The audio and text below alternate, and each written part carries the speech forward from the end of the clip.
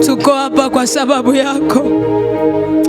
Ili kundi lote ili Baba, wameacha vyote kwa sababu yako tu. Kila aliyeko hapa anakutazamia wewe. Wengine wanatutazama kupitia vyombo hivi vya habari Baba. Yesu uliye hai na mwaminifu, maombi hayana umbali, likombola lenye masafa marefu. Baba, watazame wote. Mwanamke mmoja amekaa hapo sebleni kwake anatutazama. Rababababo sakaya tora mayanda resenda matore na mosaka. Rababababa, wewe mwanamke uliyekaa sebleni kwako, neema ya Bwana ikutane na wewe jioni ya leo. Ora mayanda rababababababa rasakaya tora masanda ori makaya tora bababo sakaramayanda. Baba, wewe ni mpya kwetu kila siku. Jana ulishuka katikati yetu na leo tunakuhitaji Baba. Wewe ni mpya kila siku kwetu, mwaminifu wewe. Rasakaya tora masandara Baba koramayanda. Baba, tunakupenda. Yesu, tunakupenda.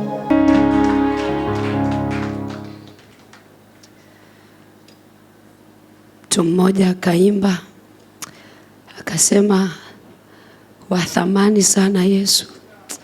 Akasema, wewe ni bora kuliko vitu vyote.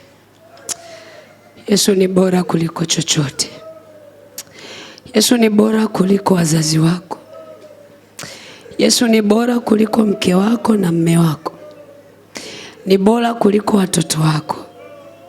Ni bora kuliko cheo ulichonacho. Nasema Yesu ni bora kuliko mali ulizonazo. Nasema Yesu ni bora kuliko heshima ulionayo. Yesu ni bora. Thamani ya Yesu kwetu haifananishwi na chochote. Hafananishwi na kitu chochote. Yeye ni bora sana, bora mno, bora sana. Ametufanya kuwa wa thamani. Yesu ni bora. Ametupa heshima ambayo hatukustahili. Yesu ni bora. Kanisa la Bwana nasema Yesu ni bora. Nasema Yesu ni bora wewe. Kama kuna zawadi kwenye maisha yako nzuri na ya kufani, kuwa na Yesu uliye naye. Kama kuna kitu cha maana kwenye maisha yako, ni kumtunza Yesu ndani ya moyo wako. Ramashanda rabababa. Nasema Yesu ni bora kuliko chochote. Nasema Yesu ni bora kuliko chochote. Ametufanya kuwa wa thamani. Yeye ni bora. Nasema Yesu ni bora kuliko magonjwa unayoumwa wewe. Yesu ni bora. Ubora wake umepita vitu vyote. Rasa kaya tora masanda. Uwezi ukamuelezea ukamaliza. Uwezi ukazisema sifa zake ukazimaliza. Angalia vile ameshuka katikati yetu wewe. Yesu ni bora. Rama kaya tora masanda. Ule ubora wa Yesu ninautamka leo ndani yako. Ubora wa Yesu ninautamka leo ndani yako. Kwa jina la Yesu aliye hai. Kwa jina la Yesu aliye hai. Kwa jina la Yesu aliye hai. Kwa jina la Yesu aliye hai. Ninatamka ubora wa viwango vingine. Ninatamka kupanda thamani yako.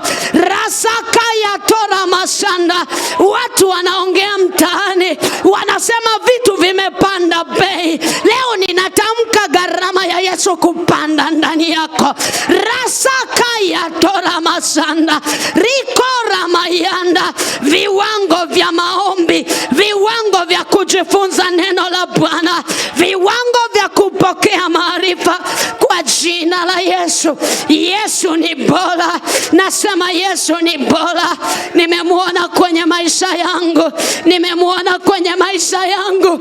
Nimeuona ubora wake wewe.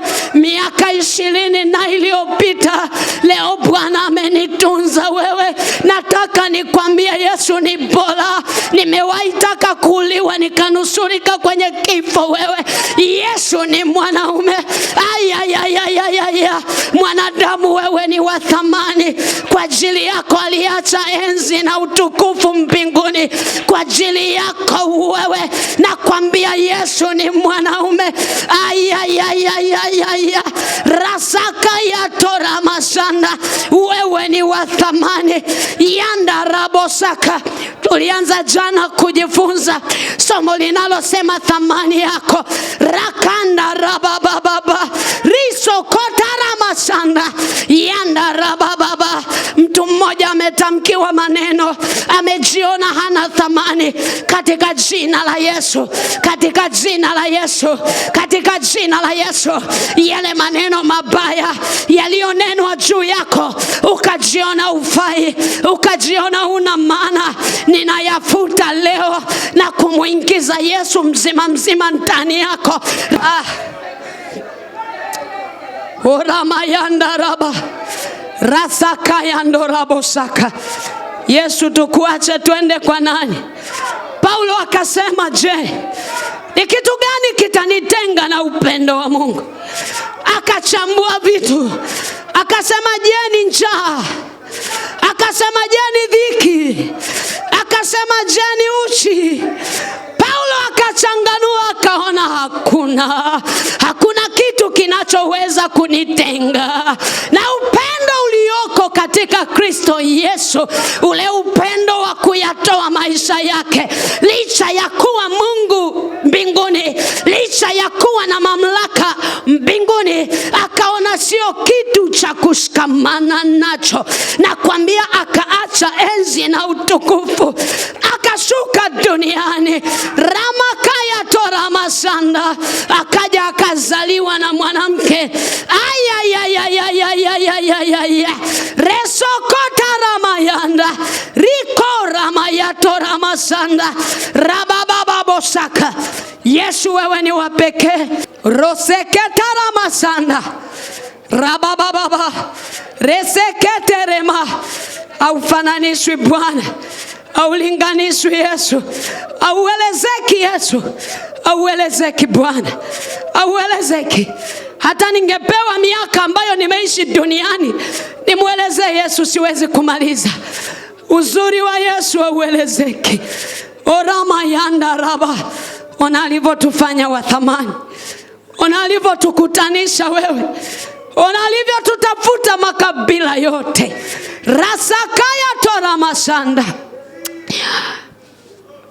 Yesu asante.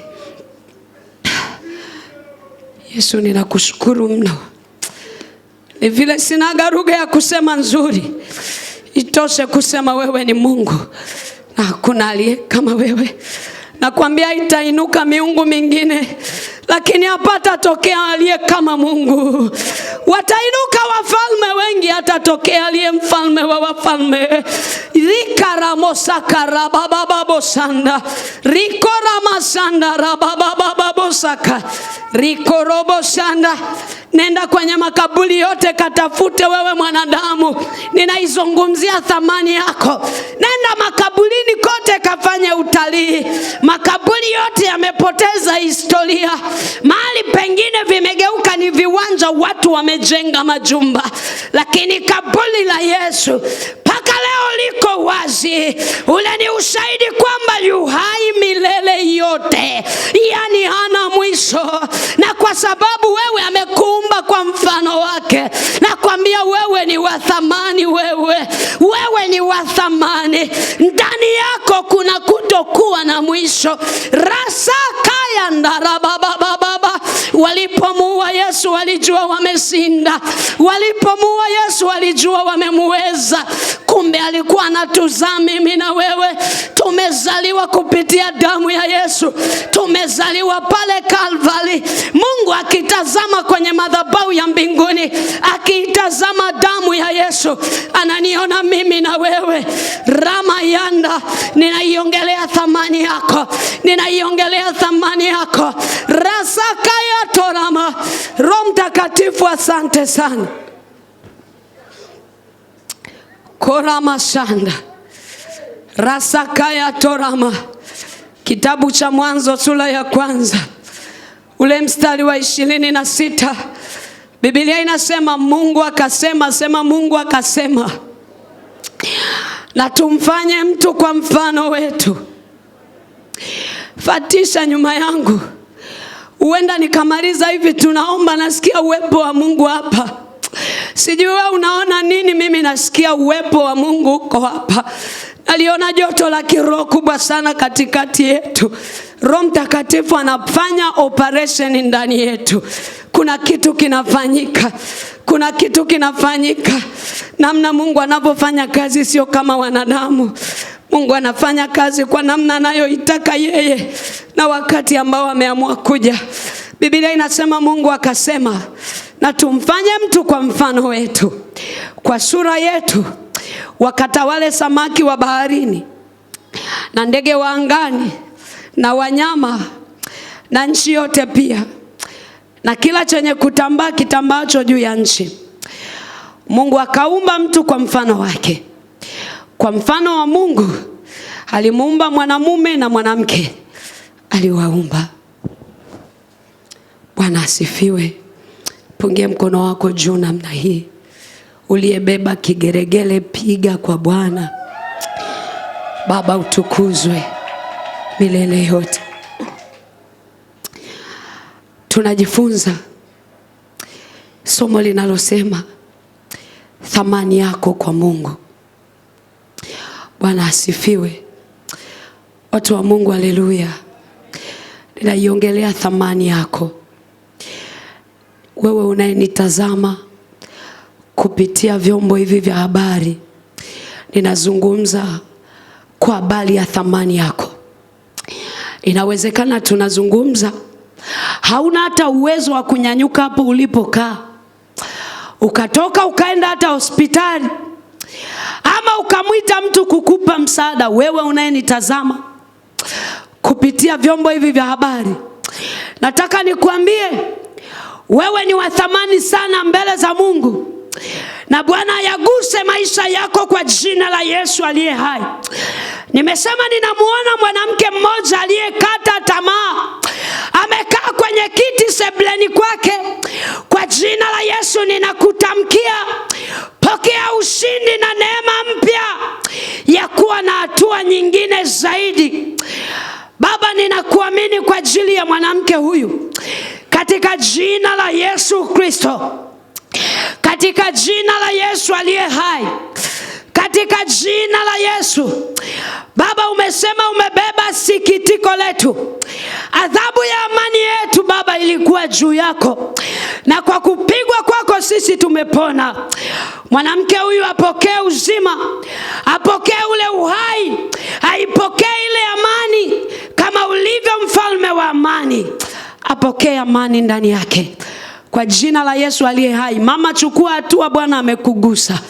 Rasa kaya tora mashanda. Mpigie Yesu makofi mazuri yaliyobeba utukufu wa jina lake. Ninaiongea thamani ya mwanadamu.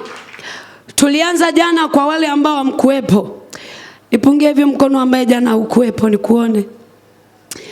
Mungu awabariki. Babangu wa Sweden, natambua uwepo wako. Mungu akubariki sana. Nimefurahi sana kukuona. Mungu akubariki mno. Pigie Yesu makofi jamani. Mungu amenipa wazazi wengi sana. Huyo ni babangu wa Sweden, aliwahi ili aje asikilize semina hii. Baba, Mungu akuguse kwenye semina hii. Jamani, haleluya. Na mwingine wa Marekani ameniambia alikata tiketi na yeye atakuja kabla hatujamaliza. Mwana UCC, kwa nini usimpigie Yesu makofi mengi na vigelegele? Haleluya, haleluya. Asante sana, wengine wananifuatilia kutoka kule Saudi Arabia. Asante sana. Wameniambia mama, tunakufuatilia. Asante sana. Bwana yaguse maisha yenu wote mnaonifuatilia. Mungu tukuzwe sana. Wazazi wangu wa mahali hapa, Mungu awabariki sana. Najivuna sana kuzaliwa hapa. Najisikia raha kuzaliwa hapa. Jamani, amina. Asanteni kwa kuleta injili Sumbawanga. Imefika mpaka wapi huko nchi za nje, maeneo mengi.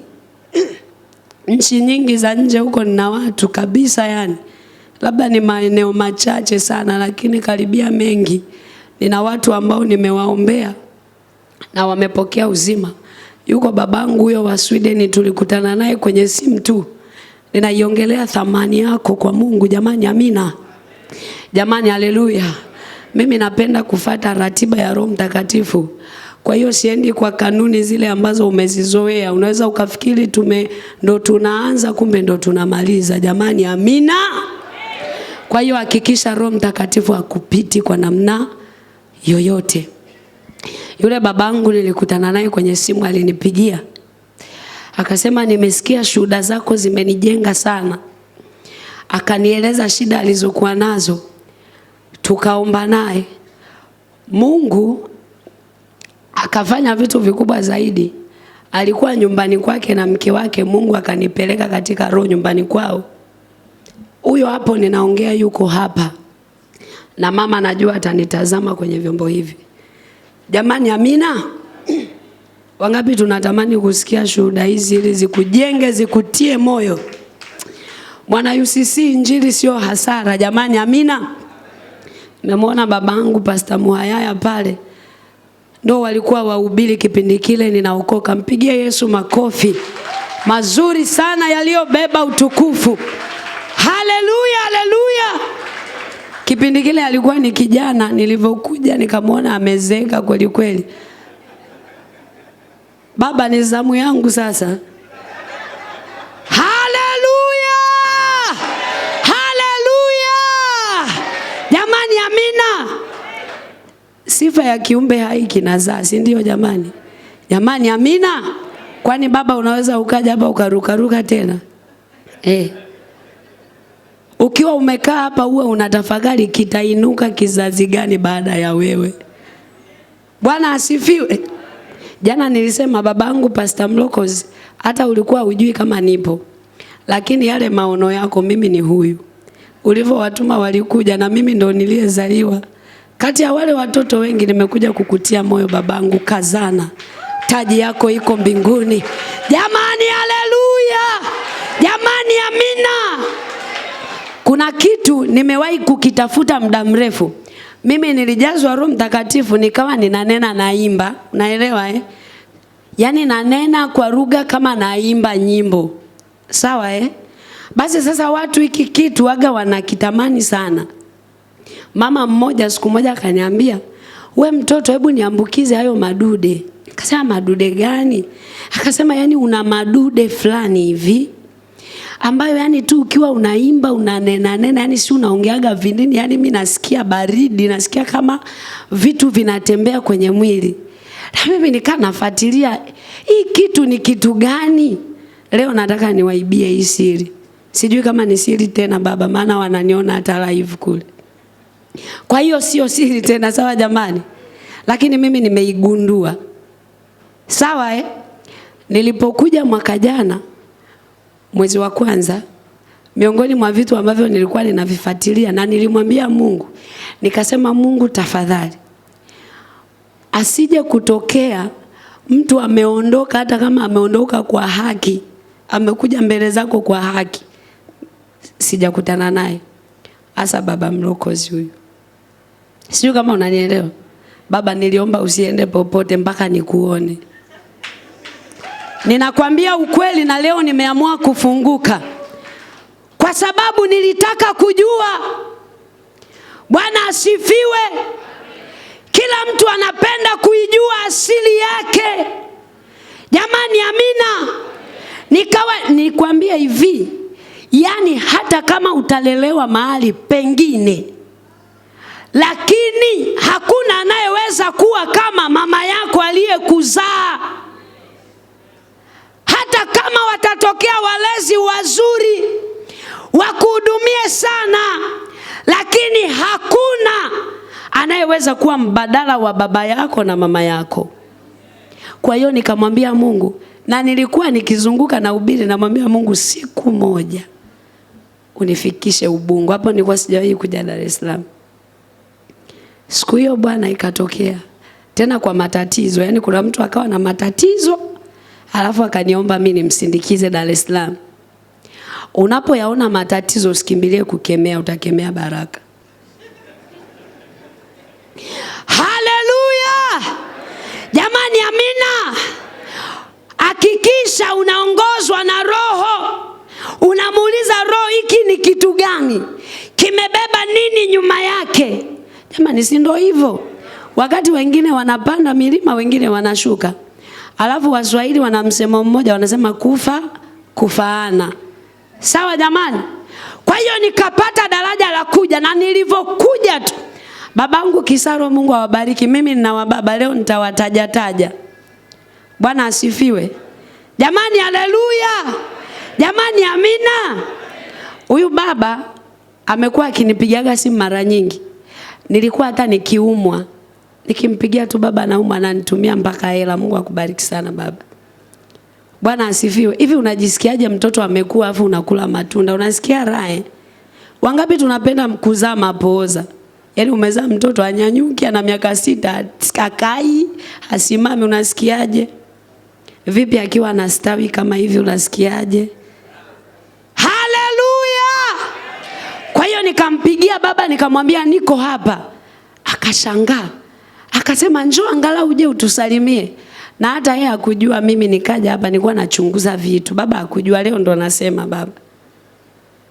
Nilipofika hapa, nikatoa ushuhuda kidogo tu. Wangapi mlikuwepo siku ile kanisani? Mungu awabariki, ni watu wachache. Nikatoa ushuhuda kidogo. Nilivyomaliza kutoa ule ushuhuda, baba akasema njoni tumuombe. Baba kanipitisha kwenye madhabahu. Alivyokuwa ananiombea, nikamsikia ananena huku anaimba. Nikasema okay. Nikamsikia baba anaimba kama ananena kama anaimba. Nikasema aha, kumbe hii kitu imetoka hapa, na nikabarikiwa. Baada ya maombi yale, nakwambia mafuta hayakuwa yale ya nyuma tena. Nakwambia nikapata mafuta mengine ya Roho Mtakatifu, na huduma ikapanuka kwenye wigo usio wa kawaida. Ndio maana leo hata babangu wa Sweden yuko hapa. Ni kwa sababu nilikuja kuchukua mafuta, nikasikia babangu ananena kama anaimba. Nikasema kumbe hii ni nzuri, na baada ya pale nikaichochea, nikapenda kumwabudu Bwana, nikapenda kuimba tenzi za rohoni. Dadangu mama mchungaji msaidizi wa kanisa la kwetu yule pale anajua. Ndivyo ninavyoendaga na ninajisikia vizuri. Mara nyingi siwezi kunena huku nimekaa ninazungumza, hapana, lakini nikiwa ninaimba ninaiona nguvu ya Bwana. Nikasema Mungu asante kwa ajili ya maisha ya Pastor Mlokozi. Jamani, mpigia Yesu makofi mengi na vigelegele. Haleluya, haleluya, haleluya, haleluya. Yesu ni moto wewe. Moto ulao. Angalia thamani ya Yesu ilivyo. Bwana asifiwe. Bwana asifiwe. Jamani, haleluya. Jamani, amina. Kwa kweli Mungu awabariki, ninawapenda sana na najisikia raha kuwa hapa. Kama kuna mahali nimehubiri kwa upako baba ni hapa. Nasikia raha ya kuwa nyumbani mimi. Ninasikia raha ya kuzaliwa hapa. Wazazi wangu wa kimwili wako Sumbawanga, lakini Yesu aliniambia nilipokataliwa, akasema unakumbuka Petro alisema nini? Tena ninakumbuka kipindi naokoka, wanakwaya hawa waliokuwa wanaimba, walikuwa wanaimba kale kawimbo kanaimba, Petro kauliza Bwana tutapata nini? Tumeacha baba. Wangapi mliimba hiyo kwaya? Wewe wapigeni makofi mazuri hawa watu. Haleluya, haleluya. Sijawahi sahau. Sijawahi sahau. Nikaanza kumtafuta Petro ni nani. Nyie wanakwaya mnaoendelea kuimba, pandisheni thamani ya huduma zenu. Sisi kwaya tu ilikuwa ikiimba wakisema Yesu anaweza yote. Katika kwaya tu tulikuwa tunaiona nguvu ya Bwana na watu wananena kwa lugha. Bwana asifiwe. Petro alimuuliza Yesu, tumeacha vyote, tutapata nini? Yesu akamwambia duniani mara 100, alafu mbinguni uzima wa milele. Angalia ninapomfurahia Yesu mahali hapa. Angalia ninapomfurahia Yesu wewe. Najisikia raha kumuita babangu baba. Baba Kisalo nikikuita baba nasikia raha mimi jamani. Baba zangu mlioko hapa nikiita baba nasikia raha. Nilikuwa nikimuita babangu miaka ya nyuma ananiambia toka hapa mbwa wewe. Lakini leo naliona kumbatio la wazazi. Ninaiona thamani ya kuwa ndani ya Yesu. Ile maana aliyosema na tumfanye mtu kwa mfano wetu. Wewe ni wa thamani sana, usijidharau. Unajua ukiwa na kitu cha kiroho kinakuwa kina umbo, hakuna mtu anakuelewa kwa sababu akionyeshi umbo. Mamangu anasema laiti kama Mungu angetuonyesha hivi tusingejaribu hata kukupiga fimbo moja. Lakini kwa sababu akikuwa na umbo kilikuwa kwenye maandalizi, hawakujua, na mimi si walaumu hata kidogo. Wasingenichapa nisingekuwa hapa leo.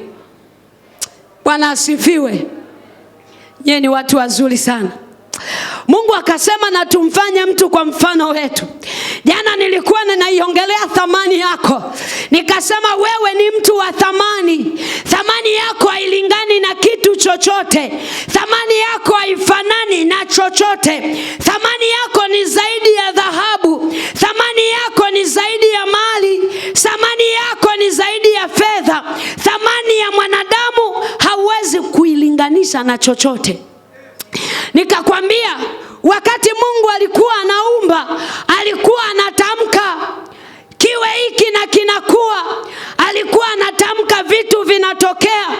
Lakini kwa sababu alikuwa na mpango mkakati na wewe, ilipofika suala lako wewe, lilipofika suala langu mimi, akasema na tumfanye mtu. Na kuambia ile ni agenda.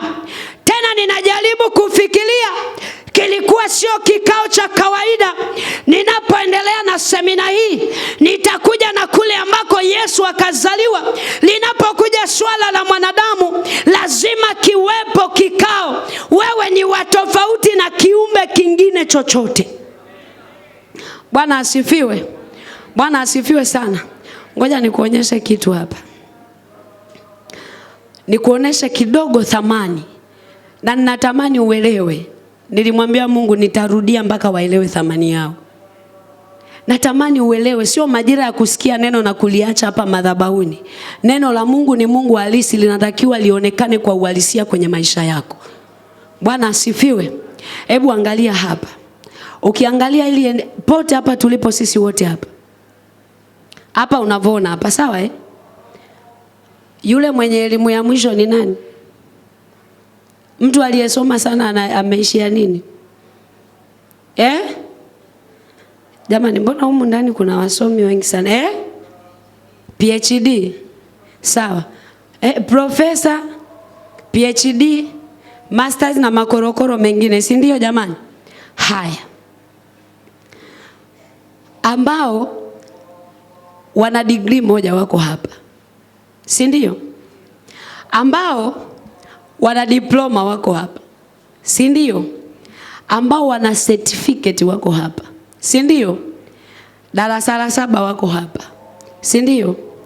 Walioishia la 2, la 4, la 5 wako hapa. Ambao hawajui kusoma hata A wako hapa. Tukiwa huko mtaani, tunakoendelea huko mitaani tunakoishi, tunakaa kwa wadhifa. Uwezi ukamchukua PhD na darasa la 7 ukawaweka wakae kikao cha kuunda kamati ya matengenezo ya barabara. Haleluya. Haleluya. Ninaizungumza thamani yako. Acha kujidharau, wewe ni mtu wa maana eti. Amina. Wakandarasi mko hapa? Wale wakandarasi hawawezi kukaa na darasa la 4. Wanakaa wanachora ile michoro, yani hata elewa atajua wanachora katuni. Sijui kama kuna mtu unanielewa hapa. Haleluya. Huwezi ukamchukua mwalimu, sawa wa shuleni na yule ambaye hajui hata a inaandikwaje, alafu wakakaa hapa pamoja wakasema tuunde mtaala.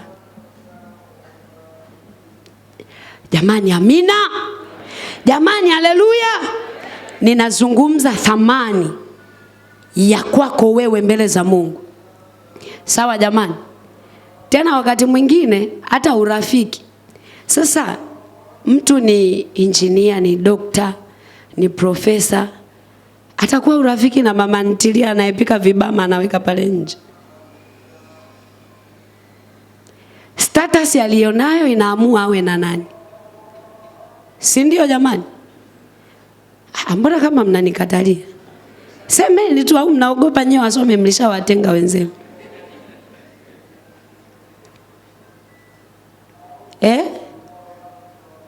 Jamani, amina. Jamani, amina. Lakini angalia upendo ulioko katika Kristo Yesu. Hakuchagua rangi, hakuchagua kabila, hakuchagua elimu, hakuchagua wenye sifa.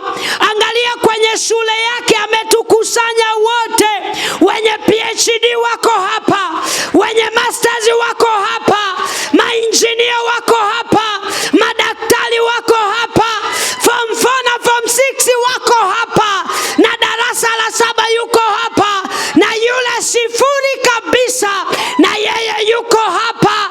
Alafu Biblia inaniambia sisi tu viungo katika mwili wa Kristo. Yani PhD anamuhitaji wa darasa la 7. Kwa hiyo mbingu zikitutazama zinatuona wote tuko sawa. Yesu amepandisha thamani yetu. Yesu ameweka uwiano. Yesu ametuweka pamoja. Walio nacho na wasio nacho, wenye kiwango cha kati na kile cha juu, wote Bwana ametuweka kwa ajili ya kuulinganisha mwili wake na kukusanya pamoja, kuhakikisha unakamilika. Kwa nini usimpigie Yesu makofi mengi mazuri aliyobeba utukufu? Nimekuja kukwambia pandisha viwango vyako wewe. Linapokuja swala la mpango mkakati wa Mungu, hachagui mtu yeyote. Jana nilikwambia yule muimbaji aliimba, ni nani angeweza kututoa chini kutuweka juu? Maana wangetazama elimu zetu hatuna sifa. Kulingana na elimu ulio nayo, hauwezi hata kupanda magorofa ukaenda. Kulingana na viwango ulivyo navyo, hauwezi ukakaa na wakuki binadamu. Kulingana na hali ulio nayo, kuna namna watu wanakubagua. Nisikilizeni wana wa Mungu. Pendo la Kristo limetukusanya pamoja. Upendo wa Yesu umetuleta hapa. Ile damu ya Yesu Kristo aliye hai, ile damu ya Yesu Kristo aliye hai imepandisha viwango vya thamani yako. Wewe usiye na elimu, Bwana akikutazama ukiwa umejaa Roho, anakuona zaidi ya PhD, anakuona zaidi ya masters. Rasakaya tora mashanda.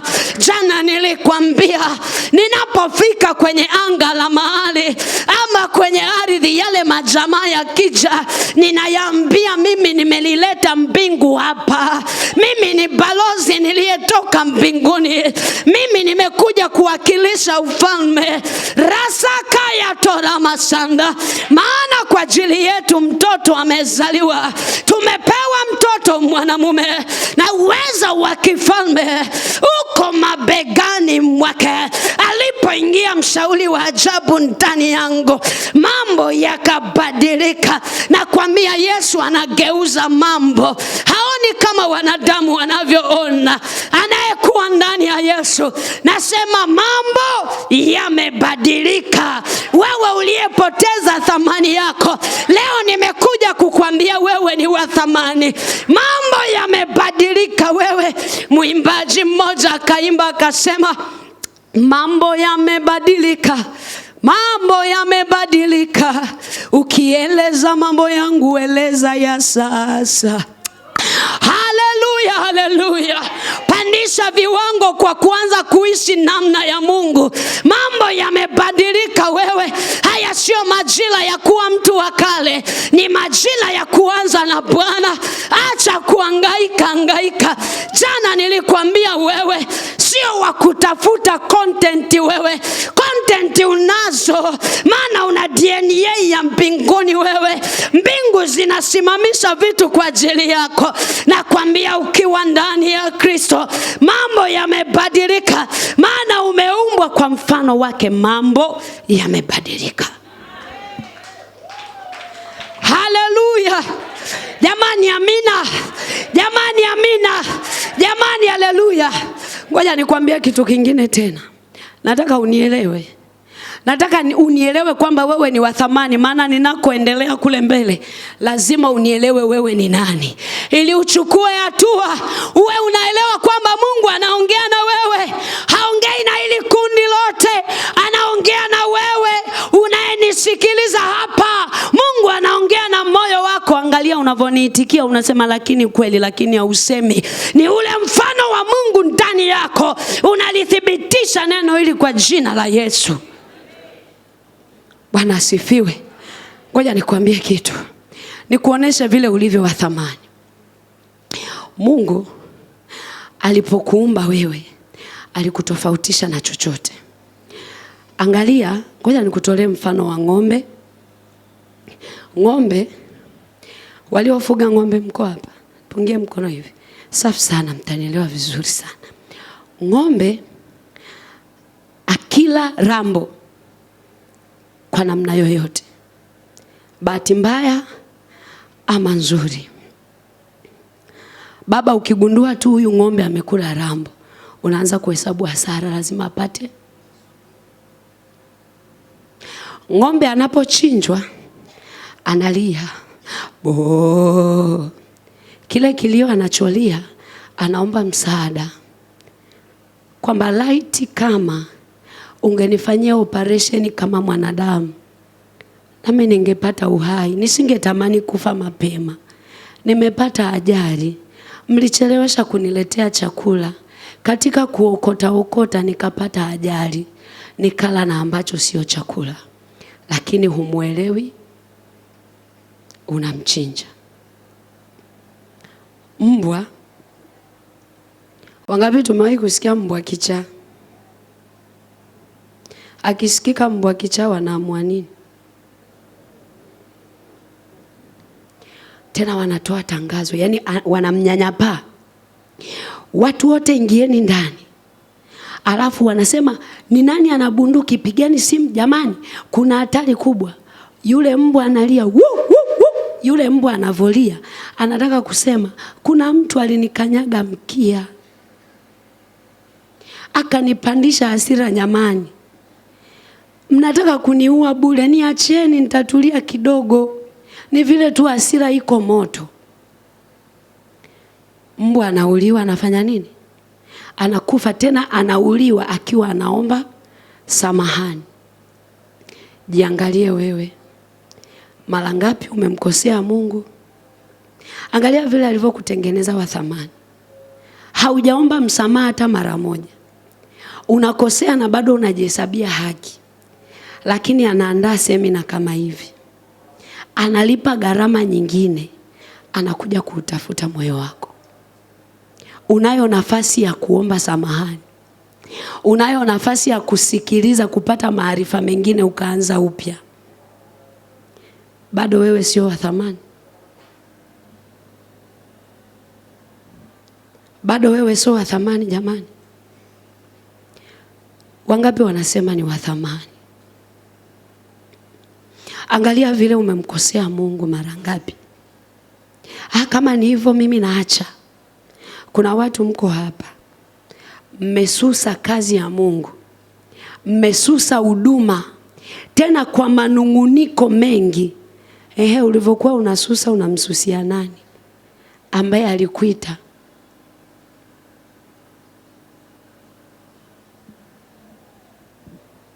Unamwachia nani? unamziria nani? Umeenda kama yule mwana mpotevu. Mungu amekupa vitu, umevitumia vibaya wewe mwenyewe kwa tamaa zako mwenyewe. Lakini ile toba ya kurudi hauna. Bado ukienda mbele za Mungu unasema, yani mimi ni wakukataliwaga hivi hivi, aliyekutuma ni nani? Mungu akikutazama analia, anaugua moyo. Anasema huyu mtoto hivi. Umewahi kufikiria kwa nini Mungu alisema, tazama mimi ni Mungu wa wote wenye mwili? Je, kuna neno gumu lolote nisilolijua, nisiloliweza? Unajua ni kwa nini? Kwa sababu hawa wanadamu wamemgeuza kwamba hawezi. Paka tuje hapa tunaanza kushindilia. Mungu ni Mungu wa wote wenye mwili. Anaweza yote. Anaweza yote. Yani Mungu ni wa ajabu. Yani wewe ni wa thamani sana mbele za Mungu kuliko unavyojitazama wewe. Bado anaweza akaleta semina kama hivi. Bado Mungu anamtafuta huyu mwanadamu arudi kwenye nafasi, bado hayupo. Amekaa na peruzi tu kwenye simu, akipitisha hapa, akiona vichekesho na yani haeleweki. Kanisani ndo kama hivi, hataki kuja. Yani ile diet ambayo Mungu anaitoa wiki nzima yeye hana. Bwana asifiwe. Imagine tumekula protini hapa, yeye hana. Tumekula wanga, hana. Anakuja Jumapili, anakuta tuna mchemsho tena wa maziwa fresh, hayana sukari.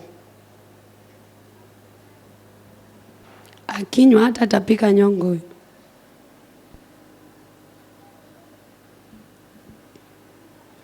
Sijui kama kuna mtu unanielewa. Sijui kama kuna mtu unajua wewe ni wa thamani. Sijui kama unajua umefanywa kwa namna ya Mungu. Sijui kama unaelewa. Alafu ninakwambia hivi, ni majira ambayo Mungu anafanya restoration kwa mwanadamu. Usije ukajaribu kupuuza hata mara moja. Usije ukajaribu, chochote kinaweza kutokea. Tuko nyakati za mwisho. Mnanisikia? Mnanisikia? Tuko nyakati mbaya za kusongwa na mambo mengi, za imani za wengi kutindika,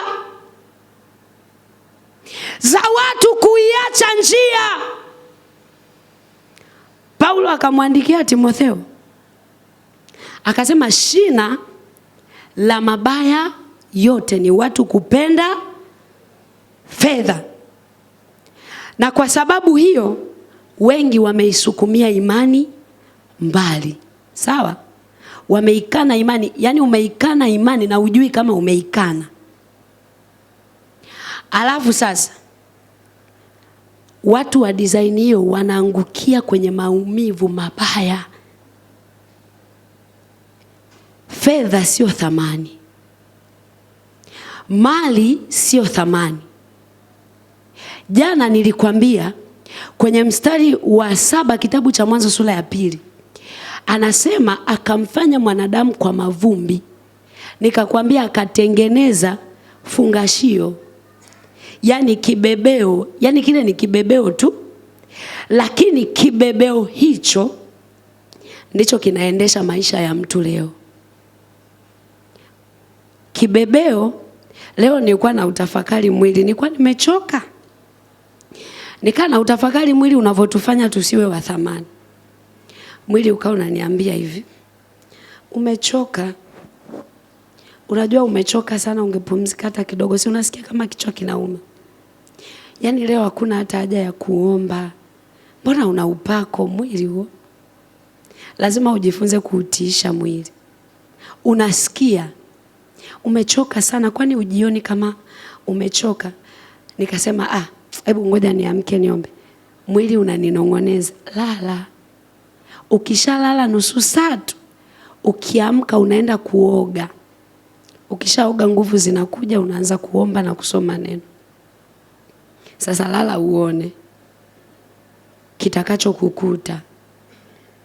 Nia ya mwili ni mauti. Bwana asifiwe. Jamani amina. Jamani haleluya. Wewe ni mtu wa thamani sana, hutakiwi kuishi ovyo ovyo. Hutakiwi kuishi kwa kufuata misukumo ya mwili. Mwili unataka kupendeza. Mimi sisemi kupendeza ni dhambi, si hata mimi nimependeza. Pigieni Yesu makofi mazuri basi. Mimi sisemi kupendeza ni vibaya, lakini umependezaje pendezaje? Si ndio jamani? Kipaumbele chako ni nini? Si ndio jamani? Yesu akasema mtu akinitumikia, babangu atamheshimu. Kwa hiyo tunapotumika tunapata heshima ya kuwa na muonekano mzuri. Si ndio jamani? Sasa kama Yesu sasa hivi anataka kunituma bungeni, nitavaa tu ndala hapa naenda bungeni eti jamani? Bwana asifiwe. Jamani haleluya. Wewe ni mtu wa thamani sana. Wa thamani kuliko unavyofikiria. Hakuna kitu ambacho kinaweza kikaipita thamani yako. Hakipo chochote.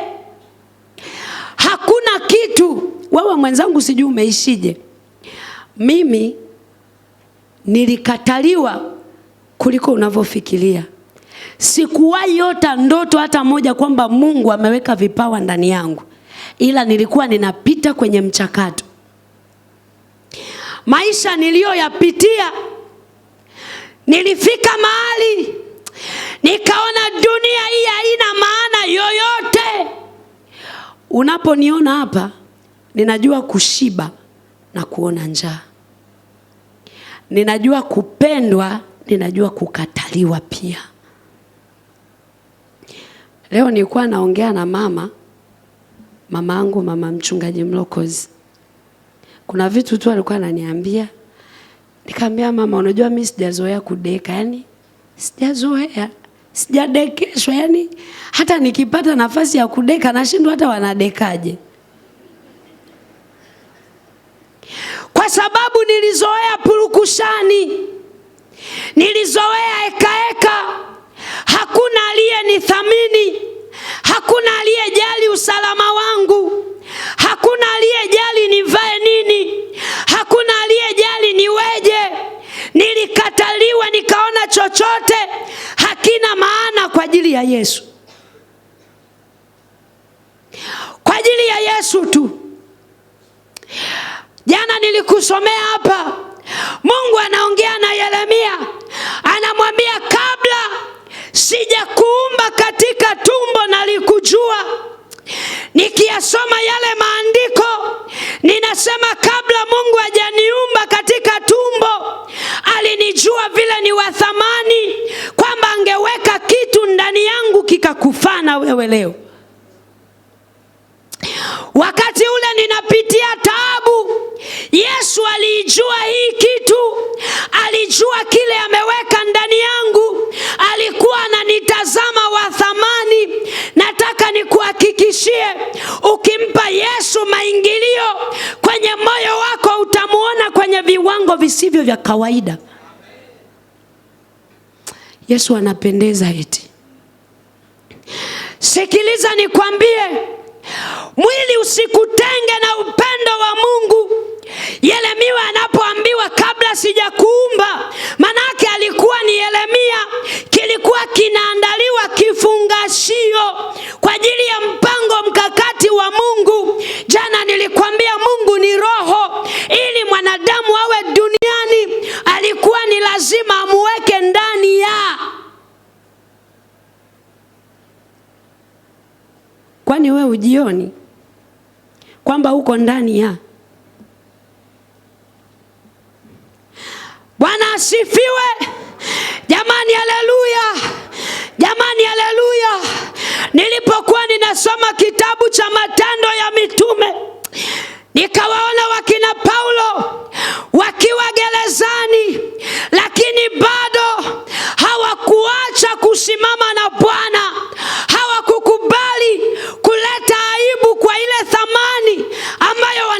barua iliyoko ndani ya Kristo Yesu. Ngoja nikushuhudie ushuhuda huu nimalize. Bwana asifiwe. Jamani haleluya. Jamani amina. Jamani haleluya. Ninataka nikwambie Mungu ni halisi. Anakulinda kuliko unavyojijua wewe. Jana nilikwambia ni majira ya kubadilisha namna ya maisha yako. Wewe ni mpango mkakati. Yeremia ukisoma huku mbele kwenye mistari mpaka ya 10 anamwambia angalia leo nimekuweka kuwa nabii wa mataifa. Ule ulikuwa ni mpango mkakati wa Mungu kabla Yeremia hajaumbwa kwenye tumbo la mama yake. Alafu anaongeza anamwambia na kabla hujazaliwa nalikutakasa wewe, akiwa na maana kwamba nimekutenga kwa ajili ya kusudi maalumu. Nataka nikwambie mwanadamu, wewe ni wa thamani mbele za Bwana. Amekutenga kwa kusudi la Mungu mwenyewe aliye hai, ili akiwepo hapa duniani awe ndani yako wewe, afanye kile kitu anachotaka kukifanya. Mpe Mungu maingilio kwenye moyo wako. Bwana asifiwe. Leo nilikuwa na tafakari, nikawatafakari watu fulani hivi wanaitwaga maafisa usalama. Sawa jamani? Wale watu hawaishi ovyo ovyo, hawaongei chochote, hawafanyi chochote, wametengwa kwa kazi maalumu. Bwana asifiwe. Na akiwepo mahali ile kazi akiwa wa ovyo ovyo wanamuondoa, kwa sababu anaharibu maadili ya kazi. Ataharibu ule mpango mkakati wa yeye kupelekwa eneo husika. Nataka nikwambie, ukiwa hapa duniani wewe ni zaidi ya hapo. Lazima uishi kwa kufuata kanuni, kuhakikisha kila Mungu anachokitarajia kwako kinatokea. Paulo analiombea kanisa la Waefeso, anasema macho ya mioyo yenu yatiwe nuru. Na mimi ninakuombea hapa, macho ya moyo wako yatiwe nuru, ulione tumaini la mwito wa Mungu kwako jinsi lilivyo. Jamani amina. Jamani haleluya. Jamani haleluya. Macho yako yatiwe nuru wewe. Macho yako yatiwe nuru. Utoke hapa ulipo, wewe ni wa viwango vingine. Angalia, kwa sababu ya tamaa umejiingiza kwenye maumivu. Unapitia changamoto za kukataliwa, unapitia changamoto za madeni. Unaelewa eh? Hauna tena utulivu. Ukikaa kidogo umedaiwa hela, utakaa na Mungu saa ngapi? Kifungashio kimekufanya upoteze thamani yako. Biblia inasema angalieni jinsi mnavyoenenda, msiwe kama watu wasio na hekima. Zamani hizi ni za uovu, mkiukomboa wakati. Angalia vile shetani amekubana kwenye kona, amekunyang'anya muda. Ukikaa unawaza yule fulani ananidai, akitokea hapa sijui nitaenda wapi. Matokeo yake umekuwa muongo, umekuwa mtu wa kauli nyingi. Leo unaruga hii, kesho unaruga nyingine. Nimekuja kukuambia wewe ni mtu wa thamani.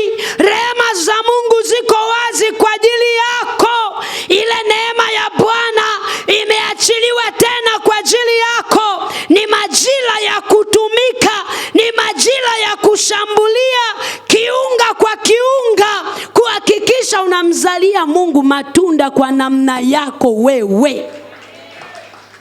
Ukiwa kazini, wewe ni barua, someka vizuri, wewe ni wa thamani. Jana nilikwambia wewe ni mgodi, acha watu waje wachimbe dhahabu kwako iliyo safi. Bwana asifiwe. Bwana asifiwe. Bwana asifiwe sana. Nilikwambia sisi ni watu wa thamani. Ngoja nikupe ushuhuda huu namaliza, na kesho msiache kuja, sawa jamani? Na Mungu ameniahidi kufanya vitu vikubwa kwenye hili wiki. Jana nilikwambia hivi, Mungu alisema na mimi kabisa. Sasa we kwa sababu ni mvivu wa kuomba, ni mvivu wa kusoma neno, mtu akisema Mungu amesema na mimi unashangaa alisemaje ndo alisema.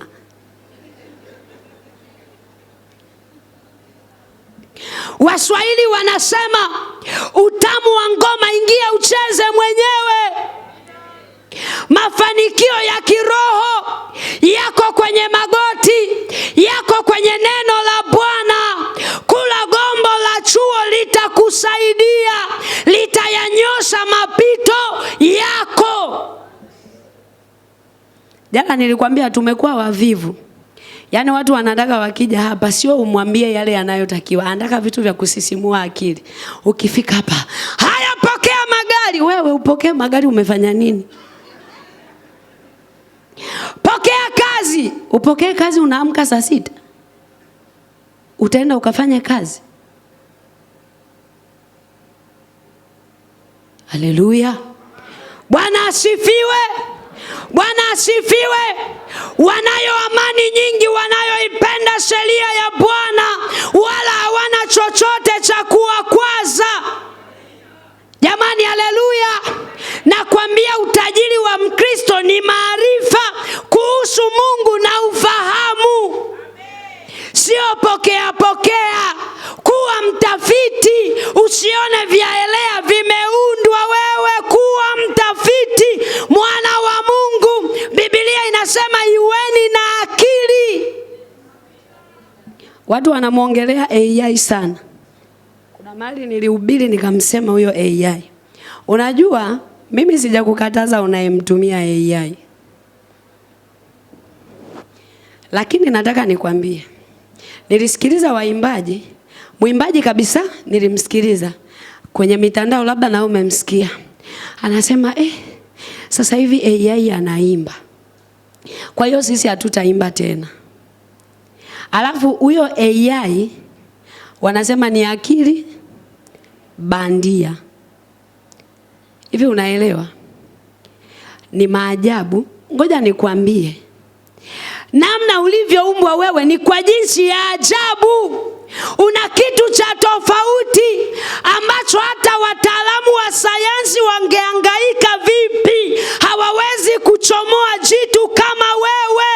Watatengeneza mfano, kama Biblia inasema shetani ni kama simba au ngurumae. Anaweza akaunguruma mfano wa simba, lakini sio simba, ana makali wewe. Mimi ninasema tupo kwenye nyakati za maarifa kuongezeka. Tusipoangalia eti AI anasema niko hapa kukusaidia. Niulize kila kitu nitakujibu. Watumishi wenzangu hao sasa kwenye simu akienda AI anauliza, yani ili neno limevuviwa na nani? Na Roho Mtakatifu. Mlokole, na kama uko hapa kwa jina la Yesu aliye hai, anza kupokea uponyaji na uache mara moja. Jamani, amina. Unatafuta ujumbe kwa AI? Are you serious? Nyie watu nyie, Mungu analia kuliko wewe unavyoweza kulia unapopoteza mtoto wako. Vile Mungu alikuthamini analia. Kesho nitaongea vitu vingi zaidi. Analia Mungu. Haya, unaingia kwa AI, anakuambia unataka kutunga ujumbe gani? Anakupa pointi AI, unakuja umetujazia daftari. Umejaza daftari, watu wanaandika mpaka wanasinzia. Akafika pale akasema, kwa hiyo ukiwa ndani sio vya rohoni, hajui chochote, yeye mwenyewe anaongea tu. Anaongea kama historia. Nataka nikwambie neno la Mungu sio historia wewe. Neno la Mungu ni hai. Huyu ni Mungu mwenyewe. Amejifunua kwenye maandishi haya. Unaposoma wewe neno, Roho Mtakatifu anaongea na wewe. Unaongea na Mungu moja kwa moja. Usifate vitu kwa AI. Narudia tena, katafute maarifa mengine, lakini sio kuhusu Mungu. Ukitaka kujua kuhusu Mungu, watumishi waliopakwa mafuta na sio akili ya bandia. Wana wa Mungu, ninasema hii ni sauti ya mtu aliaye nyikani. Hii ni sauti ya mtu aliaye nyikani. Itengenezeni njia ya Bwana, yanyosheni mapito ya Bwana. Usimfananishe Mungu na chochote wewe. Usimlinganishe Mungu na chochote wewe. Alikuumba ufuate maelekezo kutoka kwake. Amekuumba kwa jinsi ya ajabu. Alitoa maelekezo pale bustanini, akamwambia Adamu, nimekuweka hapa ulime bustani na kuitunza. Akampa mpaka masharti ya kula. Hauwezi ukapata maelekezo kwa AI. Nenda katafute vitu vingine. Lakini nikija swala la kukutana na Bwana, nenda katulie na Bwana. Anataka kusema na wewe. Nenda kamuite Bwana. Akili yako itaharibika wewe. Akili yako itaduma. Hatuhubiri kwa ufahamu wa kibinadamu. Tunahubiri kwa uwezo wa Roho Mtakatifu ambaye anaangalia hitaji la kanisa, ndipo analivuvia neno kwa ajili ya kugusa mioyo ya watu. Ni lazima tufike mahali tubadilishe namna ya kutembea. Wana wa Mungu, ni namna gani unaweza kutembea? Rejesha thamani yako kwa Bwana. Simama mahali ulipo. Rabababa, viwango visivyo vya kawaida. Rasakaya torama.